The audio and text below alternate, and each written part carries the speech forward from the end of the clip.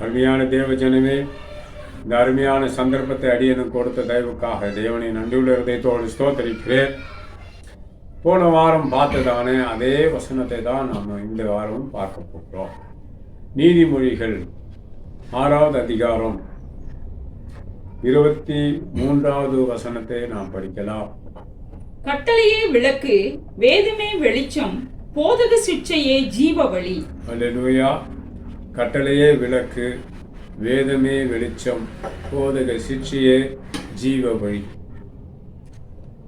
கட்டளையே விளக்கு, போதக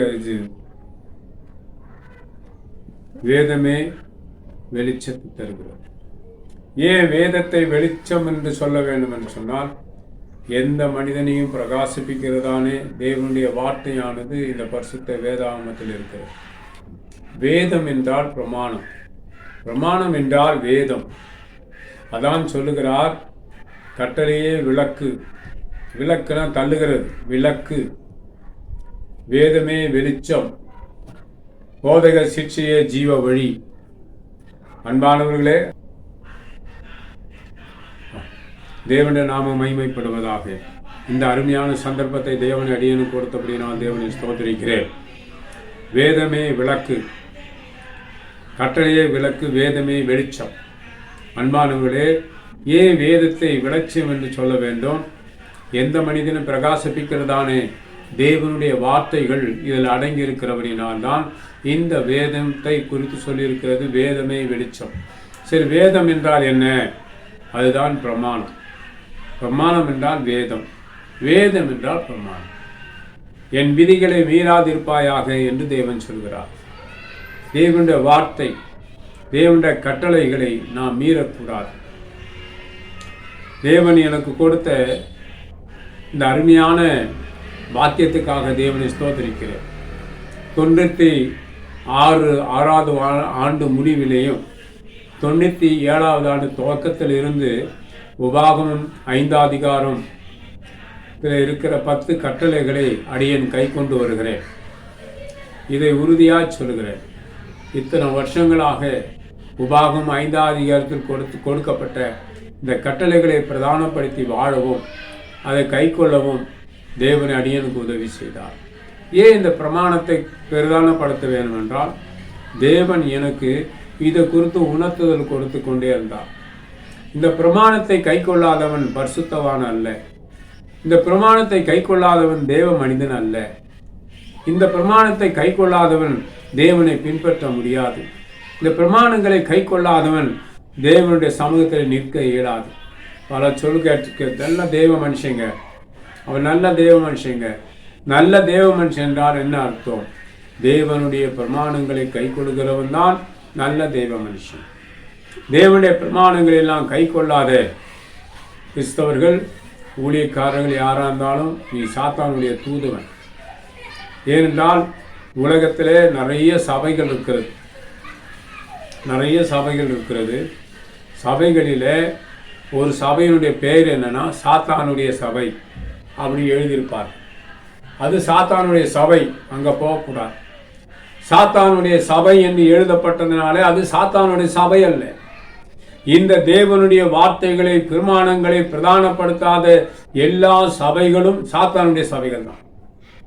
இந்த பிரமாணங்களை பிரதானப்படுத்தாத எல்லா ஊழியங்களும் சாத்தானுடைய ஊழியங்கள் தான். இந்த பிரமாணங்களை கை கொள்ளாத எல்லா ஊழியக்காரனும் சாத்தானுடைய தூதுவன் தான். இந்த பிரமாணங்களை முதன்மைப்படுத்தாத எல்லா கிறிஸ்தவர்களும் சாத்தானுடையவர்கள் தான். ஏன்?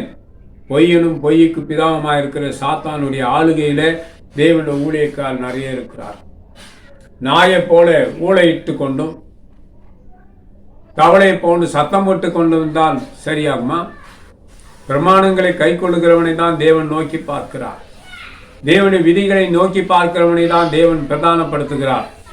நல்ல பரிசுத்தவான் என்று சொன்னால் இந்த பிரமாணங்களை கை கொள்ள வேண்டும். இந்த வனாந்தரத்திலே கூப்பிடுகிறவனுடைய சத்தத்தை போன்றுதான் ஒவ்வொரு வீடியோவிலும் பிரமாணத்தை முன்வைத்து பேசுகிறேன். அருமையான தேவ ஜனமே, தேவனுடைய ஊழியக்காரரே, தேவனுடைய பிரமாணங்களை நீ உதாசீனப்படுத்துவாயானால் நீ சாத்தானுடைய தூதுவன். நீ தேவனோடு இருக்க மாட்டார். அதனால்தான் ஊழியக்காரனுக்குள்ளே கொலபாதகங்கள் வருகிறது, வேசித்தனங்கள் வருகிறது, காரிகளாய் மாறுகிறார்கள். தேவனுடைய சபை தேவனுடைய சபையாய் இராதபடி சாத்தானுடைய சபைகளாய் மாறுகிறது. தன் மனைவியை அல்லாமல் வேற எந்த பெண்ணோடும் தப்பான தொடர்பு வைத்திருந்தால் அவன் இயேசு கிறிஸ்துவை பின்பற்ற முடியாது, ஆட்டுக்குட்டியானவரை பின்பற்ற முடியாது. அவன் கரைப்பட்டவனா இருக்கிறான். வேதத்தில் இருக்கிறது, தீட்டுள்ளதும் அருவருப்பானது ஒன்றும் தேவனுடைய ராஜ்யத்தில் போகாது. அன்பான தேவஜனமே, விமானங்களை கை கொள்ளாத எல்லா ஊழியக்காரனும் தீட்டு உள்ளவன் தான். தன் கரங்களில் சுத்தமில்லாதவனும், தன் விரல்களில் சுத்தமில்லாதவனும், மனதிலே சுத்தமில்லாதவனும் இந்த பிரமாணங்களை கை கொண்டு வாழாததினால்தான் அந்த நிலைமை வருகிறது. அதனால்தான் சொல்லுகிறேன், இதை பிரதானப்படுத்துங்கள். இதுதான் ஒரு நல்ல பரிசுத்தவான் என்று சொன்னால், தேவ பிரமாணை பிரதானப்படுத்தி வாழ்கிறவன் தான் நல்ல பரிசுத்தவான். தேவனுடைய பிரமாணங்களை பிரதானப்படுத்தி வாழ்கிறவன் தான் நல்ல தேவ மனுஷன். வெள்ளடிக்கப்பட்ட கல்லறையா இருக்கக்கூடாது. ஒரு தேவ மனுஷனுக்கு இருக்க வேண்டிய நல்ல பண்புகள் இந்த பிரமாணங்கள் தான். அது அல்லாமல் அர்த்தம் ஊழியத்தை கெடுக்கிறது. அர்த்தம் யாருன்னா நேம ரிஜிஸ்ட்ரேஷன் பண்ணி வச்சிருந்தா கள்ள டாக்குமெண்ட் போட்டு கள்ள ரிஜிஸ்ட்ரேஷன் பண்ணி அந்த பெயரை தனக்கு எடுக்கிறது. இதுதான் லூசிபர். இவன் தான் ஒளியின் தூதனுடைய வேடம் தரித்து வந்த சாத்தானுடைய ஆவியுடையவன். ஒளியின் தூதனுடைய வேடத்தை தரித்து வந்த சாத்தானுடைய ஆவியுடையவன். ஒரு ஊழியத்தை கெடுப்பது.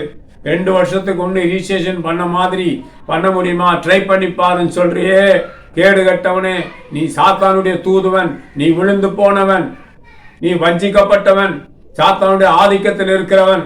உன் சுபாவமே சரியில்லை. நீ சாத்தானினால் வஞ்சிக்கப்பட்டு கரை உள்ளவனாய் திரை உள்ளவனாய் ஊழியம் செய்து கொண்டு இருக்கிறாய். ஒரு நாள் இந்த கரை திரை உன்னை பரலோகத்துக்கு போக விடாது. உன் வாயிலே வார்த்தையில உண்மை கிடையாது, உன் வாழ்க்கையிலே உண்மை கிடையாது. அன்பான தேவஜனமே, எச்சரிக்கையா இருங்கள்.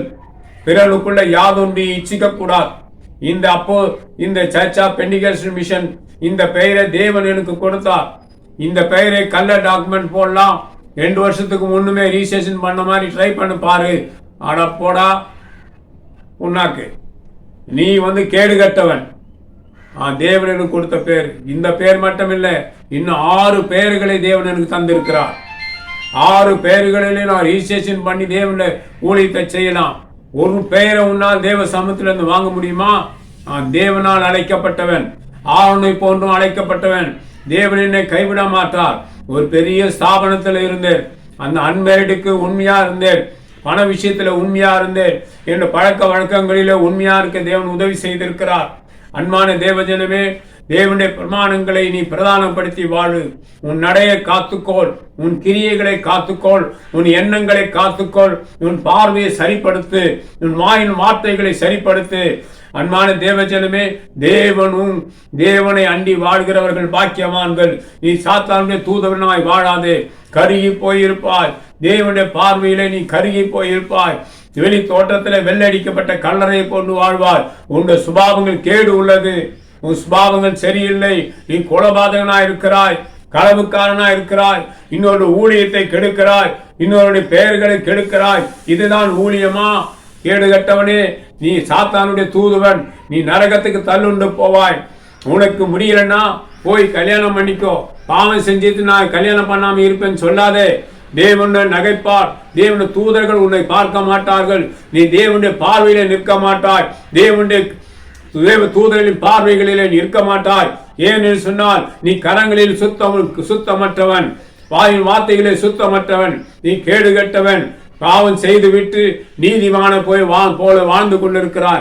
நீ பண்ற பிரசங்கம் எல்லாம் ஒருவனையை ரட்சிக்காது. நீ பண்ணுகிற பிரசங்கம் எல்லாம் ஒருவனையை மறுரூபப்படுத்தாது. காரணம் என்ன? நீ கரைப்பட்டு போயிருக்கிறாய். கரை திரை அற்றவனாய் இருக்க வேண்டும். பிரமாணங்களை கை கொள்ளாதவன் கரை உள்ளவன் தான். பிரமாணங்களை கை கொள்ளாதவன் திரை உள்ளவன் தான். அவன் மேல் பார்வைக்கு பரிசுத்தவானை போன்றும் தேவ மனுஷனை போன்றும் தோற்றமளிக்கலாம். ஆனால் அந்தரங்க வாழ்க்கை, உன்னோட அந்தரங்க சுபாவம் இந்த பிரமாணங்களுக்கு படி இல்லைன்னா நீ சாத்தானுடைய தூதுவன். நீ வெள்ளை துணி போட்டிருக்கலாம், வேற கலரும் போட்டிருக்கலாம். நீ ஸ்திரீகளால் கரைப்பட்டு போயிருப்பாயானால் உன் கிரியைகளை சரிப்படுத்து. நீ யோகியனை போல பூமியில வாழலாம். உன் பிரசங்கம் உனக்கு மேன்மையா இருக்கும். ஆக்சுவலா நீ இருக்கிற ஸ்தாபனத்திலிருந்து உன்னை வெளியே தள்ளணும். நான் இருந்த ஸ்தாபனத்தில் பாஸ்டர் ஆல்வின் என்பவர் தான் டிபிஎம் சாபத்துக்கு உபதேசத்தை கொடுத்தார். அவரின் மீது ஒரு குற்றச்சாட்டு வந்ததினாலே அந்த சிபிஎம் ஸ்தாபனம் அவரை வெளியே தள்ளிற்று. இந்த ஸ்தாபனத்தை சிபிஎம் ஸ்தாபனத்துக்கு உபதேசத்தை கொடுத்ததானே அந்த ஆல்வினையே அந்த ஸ்தாபனம் வெளியே தள்ளிற்று. காரணம் என்ன? அது அவர்கள் யோகியமானவர்கள். அவர்கள் யோகியமானவர்கள். இதெல்லாம் யார் சொன்னது?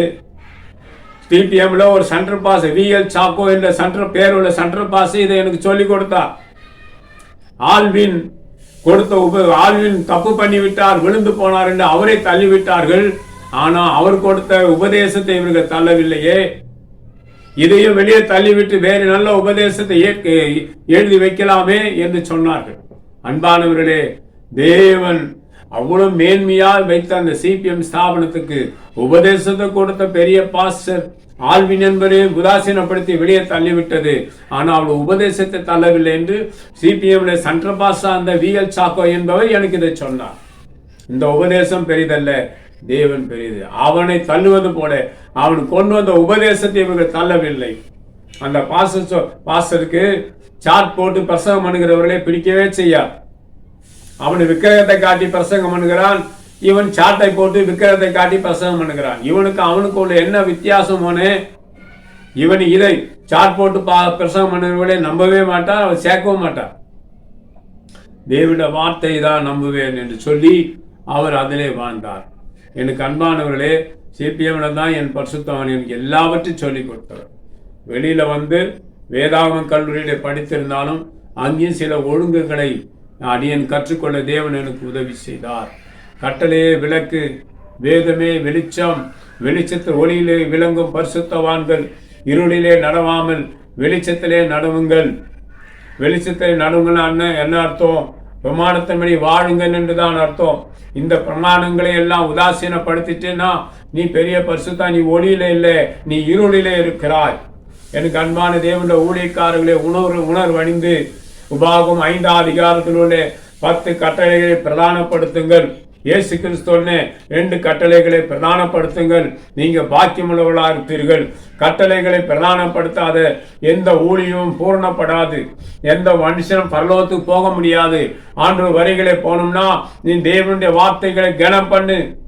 613 பிரமாணங்கள் இருக்கிறது. அவையெல்லாம் இந்த 10 கட்டளைக்கு உட்பட்டதா தான் இருக்கும். பிரதானமானது இதுதான். எல்லா இடங்களுக்கும் சொல்லுவேன், கட்டளையே தான் நீ பிரதானப்படுத்த வேண்டும். உபதேசங்கள் பலவிதமா இருக்கலாம். அந்தந்த சபையின் ஒழுங்குக்கு ஏற்றவாறு உபதேசங்களை வைத்திருப்பார்கள். ஆனால் இந்த கட்டளையே விளக்கு, வேதமே வெளிச்சம், போதக சிற்சிய ஜீவ வழி என்று சொல்லப்படுகிற உபாகம் 5ஆம் அதிகாரத்துக்கு கொடுத்த அந்த 10 கட்டளைகளை பிரதானப்படுத்தி வாழ வேண்டும். 96 முடிவிலையும் 97ஆம் ஆண்டு துவக்கத்தில் இருந்து இதுவரையிலும் இந்த 5 விவாகம் 5ஆம் அதிகாரம் சொல்லப்பட்ட 10 கட்டளைகளை அடியன் பிரதானப்படுத்தி வாழ்கிறேன். யார் ஒன்றுக்கு எந்த விஷயத்தை நான் இச்சித்ததே கிடையாது. என்னை சந்தேகத்தோடு பார்த்தவர்கள் உண்டு, என்னை பரியாசமானியும் பேசினவர்கள் உண்டு. ஆண்டவரே, இவன் அலறி செடியா இருக்கிறான், இவன் மீது என் கிண்ணறத்தை நான் வைக்கலாகாது, வைக்க மாட்டேன் என்று சொன்னேன். ஆண்டவரே, இவன் ஒரு அலறி செடியா இருக்கிறான், இவனுடைய நிழலிலே நான் தங்க மாட்டேன். ஆண்டவரே, இவன் ஒரு அலறி செடியா இருக்கிறான், இவனிடத்திலிருந்து காணிக்கைகளை நான் வாங்க மாட்டேன் என்று சொல்லிதான் தரையில் நான் பாட்டு சாதாரணமா போக சாதாரணமா வருது. ஆனா என் உள்ளத்துல பிரமாணங்கள் பெரிதாய் செயல்பட்டு கொண்டிருந்தது. தெய்வ பிரமாணங்கள்ல என்ன? திறனுக்குள்ள யாதொன்றையும் இச்சிக்க கூடாது. நான் யாரையும் பார்க்க மாட்டேன், தேவனை பார்ப்பேன், தேவனுடைய வார்த்தைகளை பார்ப்பேன். 97வது வருஷத்திலிருந்து இந்த உபாகமும் 10 கட்டளைகளையும் 5ஆம் அதிகாரத்தில் இருந்த 10 கட்டளைகளையும் இயேசு கிறிஸ்து சொன்ன அந்த 2 கட்டளையின்படி இம்மட்டும் வாழ தேவன் எனக்கு உதவி செய்கிறார். அன்மையான தேவஜனமே, நீங்களும் அப்படி வாழுங்கள். அனாவசியத்துக்கு ஆசைப்படாது. நீ பரலோகத்துக்கே போக முடியாது, இந்த பூமியில தான் கிடப்பாய். பார்த்துக்கொள்ளுங்க. கர்த்தர் உங்களை ஆசீர்வதிப்பாரா.